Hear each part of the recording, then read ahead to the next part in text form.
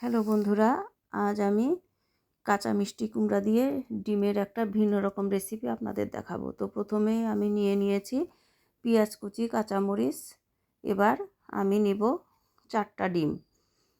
এবার একটু দিলাম লবণ, হলুদ, মরিচের গুঁড়ো। এবার একটু দিলাম চিলি ফ্লেক্স, হাফ চামচের একটু কম। একটু দিলাম গোলমরিচের গুঁড়ো।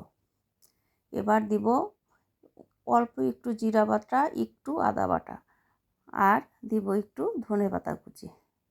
এবার আমরা ভালো করে ডিমটা মিক্সড করে নিব। একটু বেশি সময় ধরে মিক্সড করব যাতে একদম সুন্দর মতো ভালো করে মিক্সড হয়ে যায়। এবার আমরা ফ্রাই প্যানে তেল দিয়ে দিয়েছি। এবার ডিমটা ঢেলে দিলাম। এবার একটু সময়ের জন্য আমরা ঢাকা দিয়ে দিব। এবার আমরা আস্তে আস্তে ডিমটি উল্টিয়ে দিব। দেখেছেন বন্ধুরা, একদম মানে কত সুন্দর হয়েছে ডিম ভাজিটা।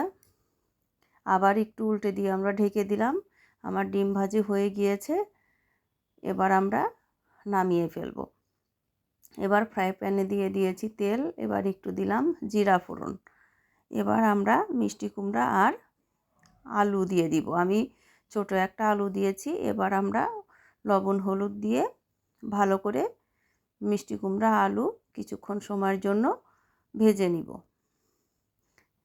এবার আমরা দিয়ে দিব মশলা।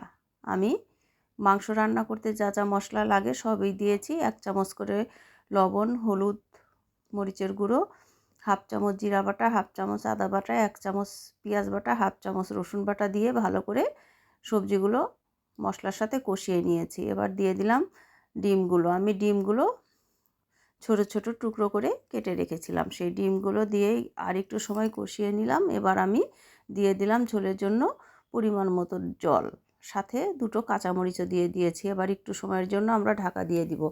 তো বন্ধুরা, আপনারা হয়তো মিষ্টি কুমড়া দিয়ে ডিম খেয়েছেন, কিন্তু এই স্টাইলে কখনো খেয়েছেন কি না জানি না। না খেয়ে থাকলে অবশ্যই একদিন রান্না করে খেয়ে দেখবেন। অনেক মজা লাগে, একদম মাংসর মতো মনে হবে। পরিবারের সবাই পছন্দ করবে।